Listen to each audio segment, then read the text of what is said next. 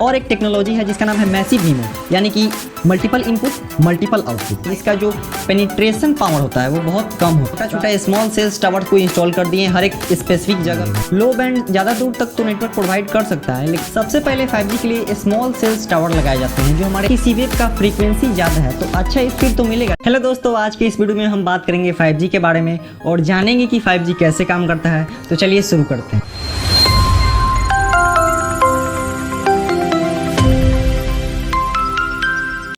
सबसे पहले 5G का मतलब क्या है? 5G एक नया जनरेशन का वायरलेस कम्युनिकेशन टेक्नोलॉजी है जिसके माध्यम से हम लोग डाटा और इन्फॉर्मेशन को बहुत ही तेजी से ट्रांसफर कर सकते हैं। ये हमारे स्मार्टफोन, टैबलेट्स और दूसरे डिवाइसेस के लिए एक नया और एडवांस नेटवर्क है। 5G में भी थोड़ा बहुत कॉम्प्लिकेशन है। पहला है स्टैंड अलोन 5G और दूसरा है नॉन स्टैंड अलोन 5G। जो स्टैंड अलोन 5G है उसमें मतलब प्योर 5G स्पीड मिलेगा, उसमें 4G सिस्टम का जीरो डिपेंडेंसी होगा। और जो नॉन स्टैंड अलोन 5G है वो मतलब उसमें 4G का भी मतलब इस्तेमाल किया जाएगा, 4G का जो सिस्टम है उसका भी इस्तेमाल किया जाएगा। और उसमें मतलब हम लोग ये नहीं कह सकते हैं कि वो प्योर 5G स्पीड देगा। और जो स्टैंड अलोन 5G है वो जियो यूज़ कर रही है और जो नॉन स्टैंड अलोन 5G है वो एयरटेल, बाकी अदर्स जो ऑपरेटर्स हैं टेलीकॉम कंपनी, वो इस्तेमाल कर रही है। 5G को और विस्तार से हम लोग समझेंगे। इसके लिए पहले हम लोगों को स्पेक्ट्रम समझ लेना चाहिए। आखिर ये स्पेक्ट्रम होता क्या है? सेट ऑफ डिफरेंट फ्रीक्वेंसी को ही स्पेक्ट्रम बोला जाता है। जैसे कि मतलब टेलीकॉम ऑपरेटर्स अलग फ्रीक्वेंसी यूज करती है, DTH जो है वो अलग फ्रीक्वेंसी यूज करता है, सैटेलाइट कम्युनिकेशन अलग फ्रीक्वेंसी इसमें यूज होता है, रेडियो के लिए अलग फ्रीक्वेंसी यूज होता है। उसी तरह टेलीकॉम ऑपरेटर्स भी एक मतलब अलग फ्रीक्वेंसी का इस्तेमाल करती है जो कि हम लोग यूज़ करते हैं अपने मोबाइल को यूज़ करने में। अगर हर एक कामों के लिए मतलब हम लोग अलग अलग फ्रीक्वेंसी को सेट नहीं करेंगे, निर्धारित नहीं करेंगे, तो उससे होगा क्या कि इंटरफेरेंस क्रिएट हो जाएगा और मतलब कम्युनिकेशन में डिस्टर्बेंस आने लगेगा।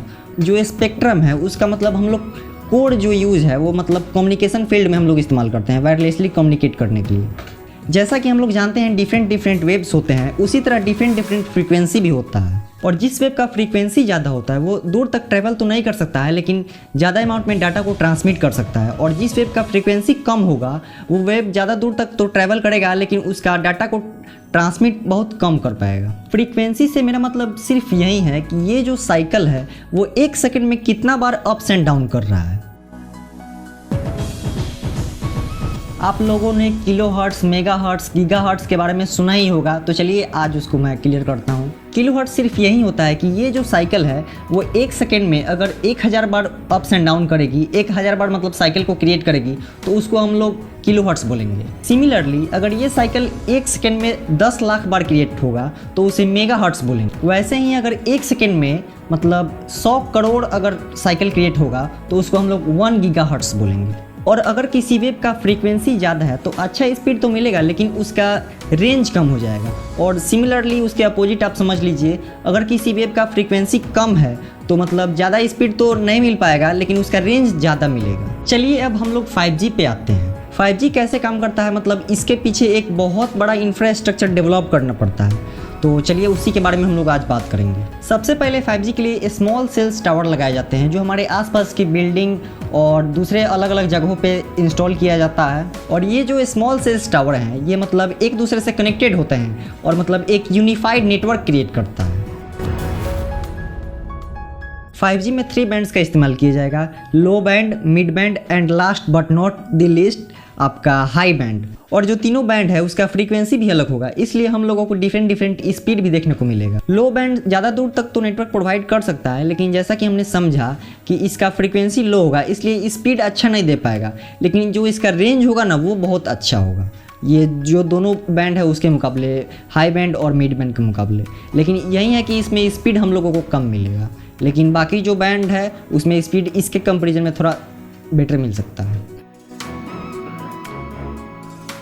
5G में स्पीड के लिए लेटेंसी और बैंडविड्थ भी बहुत ज़्यादा इंपॉर्टेंट। 5G नेटवर्क बहुत ज़्यादा स्पीड प्रोवाइड करता है जहाँ पे हम लोग गीगाबाइट्स तक के स्पीड तक पहुँच सकते हैं। इसके अलावा 5G नेटवर्क में लेटेंसी भी कम होती है, यानी कि रिस्पॉन्स टाइम बहुत ही कम होता है। इसके चलते जैसे कि हम लोग रियल टाइम एप्लीकेशन जैसे कि वर्चुअल रियलिटी और ऑटोनोमस व्हीकल को स्मूथली चला सकते हैं। 5G के बेनिफिट्स के अलावा इसके बहुत सारे चैलेंजेस भी हैं। जैसा कि हमने समझा कि इसमें हायर फ्रीक्वेंसी का इस्तेमाल किया जाता है तो हायर फ्रीक्वेंसी का एक डिसएडवांटेज ये है कि इसका जो पेनिट्रेशन पावर होता है वो बहुत कम होता है। इसके वजह से बिल्डिंग्स और रास्ते में ट्रीज़ वगैरह से मतलब ईजिली मतलब गुजर नहीं पाता। इसके लिए हम लोग ये क्या है कि मतलब छोटा छोटा स्मॉल सेल्स टावर को इंस्टॉल कर दिए हर एक स्पेसिफिक जगह पे, ताकि नेटवर्क का जो कवरेज है वो उसमें कोई बाधा ना मिले और हम लोग इजीली मतलब नेटवर्क को इस्तेमाल कर पाएँ। 5G नेटवर्क एनर्जी एफिशिएंट भी होता है। 1 GB डाटा को कंज्यूम करने में हम लोगों का जो 4G नेटवर्क जितना मतलब एनर्जी लेता है उससे बहुत ही कम 5G नेटवर्क लेगा। 5G में सिर्फ ये नहीं हो रहा है कि मतलब higher frequency, low latency, higher bandwidth, इन्हीं चीज़ों से 5G का मतलब स्पीड निर्धारित नहीं हो रहा है। 5G में हार्डवेयर भी चेंजेस किए गए हैं। तो चलिए उस चेंजेस और उस टेक्नोलॉजी को हम लोग समझते हैं। 5G का एक इंपॉर्टेंट टेक्नोलॉजी है जिसका नाम है मिलीमीटर वेव। ये टेक्नोलॉजी हायर फ्रीक्वेंसी बैंड्स का यूज करती है जो कि पहले के नेटवर्क से बहुत अलग है। ये हायर फ्रीक्वेंसी की मदद से हम लोगों को फास्टर डाटा ट्रांसफ़र मिलता है। और एक टेक्नोलॉजी है जिसका नाम है मैसिव MIMO, यानी कि मल्टीपल इनपुट मल्टीपल आउटपुट। ये टेक्नोलॉजी मल्टीपल एंटीनास का यूज करती है जिसे हम एक साथ बहुत सारे डिवाइसेस को कनेक्ट कर सकते हैं और उन्हें हाई स्पीड डाटा ट्रांसफ़र कर सकते हैं। और जो तीसरा है उसका नाम है बीम फॉर्मिंग। 5G में हाई फ्रीक्वेंसी यूज करने के कारण उसका रेंज भी कम हो जाएगा, इसलिए मतलब हम लोग बीम ऑफ सिग्नल के सहारे स्पेसिफिक लोकेशन पे हम लोग सिग्नल को प्रोवाइड कर सकते हैं ताकि नेटवर्क कवरेज अच्छा हो। और चौथा है फुल ड्यूप्लेक्स। 4G में ये होता था कि कोई भी फ्रीक्वेंसी सिर्फ एक डायरेक्शन से ट्रैवल कर सकता था, लेकिन 5G में अब ये हो गया कि फुल टेक्नोलॉजी की मदद से कि उसमें फ्रीक्वेंसी जो है वो दोनों डायरेक्शन से ट्रैवल कर पाएगा। तो इन शॉर्ट में आपको 5G का जो कोर फीचर है उसको मैं आपको बता देता हूँ, जैसे कि मिलीमीटर वेव्स का इस्तेमाल करना, मैसिव MIMO टेक्नोलॉजी का इस्तेमाल करना, फुल ड्यूप्लेक्स का, स्मॉल सेल्स टावर का, बीम फॉर्मिंग का, मतलब बेसिक इन्हीं चीज़ों के मतलब मदद से हम लोग 5G का भरपूर स्पीड ले पाएंगे। 5G में और भी टेक्नोलॉजी का इस्तेमाल किया जा रहा है, लेकिन जो मतलब मेजर टेक्नोलॉजी जो यूज़ किया जा रहा है उसको मैंने आपको बता दिया। लेकिन बाकी जो कुछ जो टेक्नोलॉजी है वो 4G का ही एडवांसमेंट लेकर के आया है। उम्मीद है आपको ये वीडियो पसंद आया होगा और आपको 5G के बारे में बहुत अच्छा जानकारी देखने को मिला होगा। अगर आपको ये वीडियो अच्छा लगा तो अपने दोस्तों के साथ शेयर करें। सो मिलते हैं किसी और वीडियो में। नमस्कार।